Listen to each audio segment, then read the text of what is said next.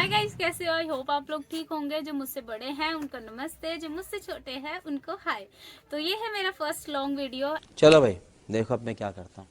And मैं काफ़ी ज़्यादा कंफ्यूज हूँ, नर्वस हूँ, क्योंकि मेरा फर्स्ट लॉन्ग वीडियो ही Q&A का है। तो आपके इतने सारे क्वेश्चंस हैं और उनके मैं जवाब नहीं दे पा रही हूँ, तो मुझे काफ़ी ज़्यादा कमेंट आ रहे हैं, अरे यार छोड़ो, ये आंसर नहीं दे रही है। तो आई एम सॉरी गाइस, जिनको बुरा लगा है कि मैं आंसर नहीं दे पा रही हूँ। एंड मेरा शेड्यूल थोड़ा सा बिजी था, इसलिए मैं आंसर नहीं दे पा रही हूँ। फाइनली मैं लॉन्ग वीडियो के साथ आ चुकी हूँ आपके Q&A को लेकर। एंड ये मेरा फर्स्ट लॉन्ग वीडियो है। प्लीज़ आप लोग बहुत ही अच्छे प्यार देना एंड कमेंट जरूर करना कि आपको ये वीडियो कैसा लगा है। एंड मैं काफ़ी ज़्यादा नर्वस हूँ। अगर आपको मेरी वॉइस कुछ ऐसे वैसे लग रही है या फिर गड़बड़ लग रही है, प्लीज़ एडजस्ट कर लेना। तो चलो हम विदाउट टाइम वेस्टिंग हम अपने क्वेश्चंस के ऊपर चलते हैं। तो पहला क्वेश्चन पूछा गया है, क्या ये दुकान आपका है? सही पकड़े हैं या फिर किसी और का? तो गाइस मैं बता देती हूँ, ये दुकान मेरा ही है, मैं ही चलाती हूँ, मेरी मम्मा चलाती है। अब इसके पीछे स्टोरी क्या है कि मैंने कैसे शुरू किया है, ये दुकान कैसे यहाँ पे बैठाया गया है, तो मैं ये आपको एंड में बताऊंगी। आप लोग स्टे रहना और पूरी वीडियो जरूर अच्छा, हमको सिखा रिया है। देखना। एंड सेकंड क्वेश्चन पूछा गया है कि आप दीदी बताओ कि ये दुकान खोलने में कितना खर्चा लगेगा या अबे जल्दी बोल, कल सुबह पनवेल निकलना। लगा है आपका, है ना? तो देखो, ये आप पे डिपेंड करता है कि आप कितना लगा सकते हो। अगर आपके पास शॉप है, शॉप रेंट नहीं करना है, आपके पास ऑलरेडी शॉप है, या फिर घर से ही शुरू करना चाहते हो, तो सिर्फ फर्नीचर और सामान, आप सामान में इन्वेस्ट कर सकते हो। अगर आपके पास शॉप भी नहीं है तो आपको बाय करना पड़ेगा, यानी कि आपको मंथली रेंट करना पड़ेगा, जो आपके एरिया के अकॉर्डिंग डिसाइड होता है। एंड उसमें आपको फर्नीचर ऐड करना पड़ेगा और स्टॉक तो डालना ही पड़ेगा एरिया के अकॉर्डिंग, कि वहाँ पे कैसे लोग हैं, कैसे सामान हम रख सकते हैं। ये आप पे डिपेंड करता है कि आप कितना खर्चा बैठा सकते हो। ऐसे तो हम 20K से भी शुरू कर सकते हैं, अगर हमारे पास ऑलरेडी फर्नीचर और काउंटर वगैरह सब कुछ है। तो सामान में सिर्फ हम कहेंगे तो 20K से हम शुरू कर सकते हैं। सेकंड क्वेश्चन पूछा गया है, दीदी शॉप में कौन सी चीज ज्यादा खराब होती है या फिर एक्सपायर हो जाता है?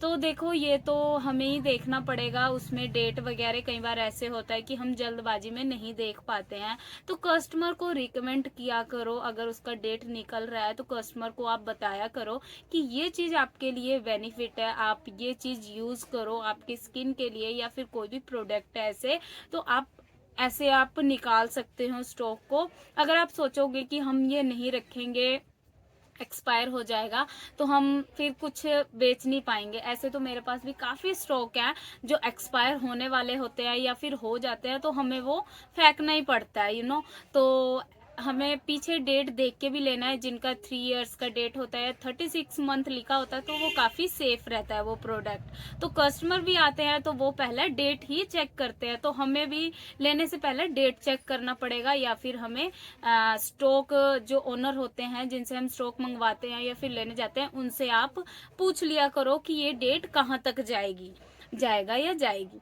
एंड अगला क्वेश्चन है, क्या आपका दुकान छपरा में है? जी नहीं, मेरा दुकान छपरा में नहीं है, मैं पंजाब से हूँ। एंड क्या सदर बाजार का सामान का मटेरियल जो भी है वो अच्छा होता है?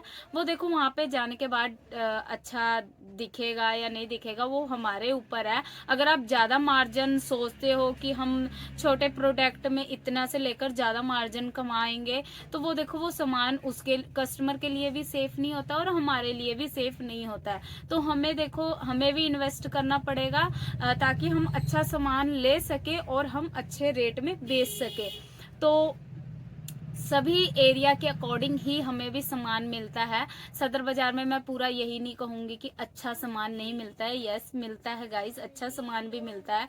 जो सदर बाजार से लाते हैं उनको पता होगा। आप लोग कमेंट कर सकते हो कि सदर बाजार में सामान अच्छा मिलता है कि नहीं, प्लीज कमेंट। एंड आप स्टॉक कहाँ से लाते हो? अगैन मैं पंजाब मंडी गोविंदगढ़ से हूँ, तो मैं लोकल ही लेके आती हूँ ज्यादातर। अगर दूर जाना होता है तो मैं त्योहारों के टाइम पे जाती हूँ दूर इकट्ठे स्टॉक लेने के लिए, जैसे कि 60K 70K 1 लाख तक मैं यहाँ पे बुकिंग करती हूँ। अपना कार या कुछ भी हो गया, यहाँ से मैं बुकिंग करने के बाद फिर मैं वहाँ पे विजिट करती हूँ सामान लेने के लिए इकट्ठे। बाई चांस मैं लोकल से लेकर आती हूँ, मैं लुधियाना से लेकर आती हूँ साबुन मंडी से। आप लोग वहाँ पे विजिट कर सकते हो, बहुत ही बड़ी बड़ी दुकान है। और लुधियाना वालों, आप लोग कमेंट जरूर कीजिए जो मुझे लुधियाना से जानते हैं।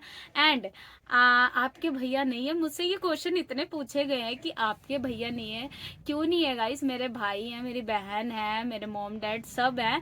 एंड मेरा भाई कुछ और करता है तो इसीलिए वो दिखता नहीं है। कि लुधियाना से आपका घर कितनी दूरी पे पड़ता है, ये मुझे लुधियाना वालों ने पूछा है। तो थैंक यू सो मच यार, आप लोग इतना प्यार दे रहे हो लुधियाना वालों, और आप लोग इतने प्यारे प्यारे कमेंट कर रहे हो, तो थैंक यू सो मच। मैं लुधियाना से 200 किलोमीटर से दूर हूँ, मंडी गोविंदगढ़ में। ये दुकान आपका है या किसी और का? तो यस, ये दुकान मेरा। अब ये कैसे शुरू हुआ था, देखो इसकी स्टोरी काफ़ी लंबी है। जैसे कि मैं बताऊं, मेरे पापा इस दुकान में इसका क्या कहते हैं, फ़ोन वगैरह का कुछ खोलना चाहते थे।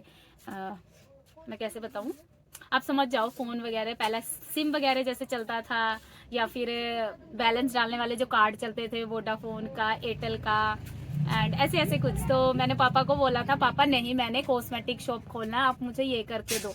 तो मैंने मम्मा को बोला था, पापा तो माने नहीं। फिर मैंने मम्मा को बोला था, मम्मा एक झटके में मान गई थी कि नहीं, हम कॉस्मेटिक शॉप ही खोलेंगे। तो मैंने सिर्फ एक बार ही बोला था, और मम्मा तो बहुत ही अच्छे से मान गए थे। और मम्मा मान गई तो मतलब पापा भी मान चुके थे। तो यहीं से शुरू हुआ था। मम्मा ने मुझे 10K दिया था। हम फर्स्ट टाइम लुधियाना गए थे, लुधियाना से ही 10K का स्टॉक लेकर आए थे। काफ़ी अच्छा एक्सपीरियंस था। मुझे 5 साल हो चुके हैं इस दुकान को बढ़ाते हुए। अगर आप लोगों को दुकान का टूर चाहिए तो कमेंट ज़्यादा से ज़्यादा करना, तो मैं दुकान का टूर भी ज़रूर दूंगी, और मैं क्या क्या स्टॉक रखती हूँ वो भी ज़रूर बताऊंगी। तो thank you so much guys, यही था मेरा Q&A का वीडियो। एंड आप लोग बहुत ज़्यादा प्यार दीजिएगा, एंड आई होप कि आपको ये अच्छा लगा होगा। Thank you so much, bye.